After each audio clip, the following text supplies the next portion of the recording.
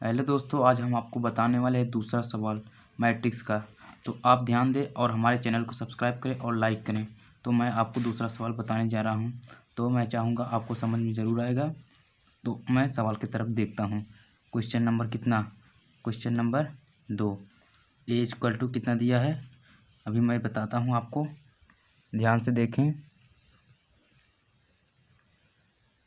2, 5, 19 -7, 35 -2, 5/2, 12, √3, 1 -5, 17। तो इसमें क्या पूछा है? आव्यूह की कोटि। क्या पूछा है? आव्यूह की कोटि। तो यहाँ हो जाएगा आव्यूह की कोटि। आव्यूह की कोटि कितना हो जाएगा? इसको बोलते हैं पंक्ति, इसको बोलते हैं स्तंभ। तो ऐसे जो लाइनिंग रहेगा, ऐसे यहाँ से यहाँ तक, इसको एक पंक्ति, ये 2 पंक्ति और ये 3 पंक्ति। तो कितने पंक्ति हो गए? 3। और ऐसे जो रहेगा तो स्तंभ, तो 1 स्तंभ, 2 स्तंभ, 3 स्तंभ, 4 स्तंभ। तो कुल कितने मिलाकर हो गए? ये 4 हो गया और 3, तो मल्टीप्लाई करेंगे तो कितना आएगा? 12। तो हमें आव्यूह की कोटि पूछा है, तो आव्यूह की कोटि माने 3 × 4। उसके बाद क्या पूछा है? अवयवों की संख्या।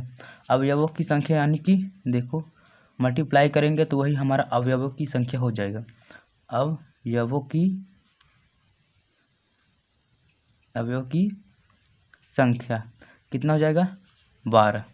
उसके बाद अवयव, अब ये A11, A13, A13 का मतलब पहले पंक्ति का तीसरा स्तंभ। तो पहला पंक्ति ये है, तीसरा स्तंभ ये है, तो तीसरा स्तंभ, पहले पंक्ति का तीसरा स्तंभ यानी कि 19।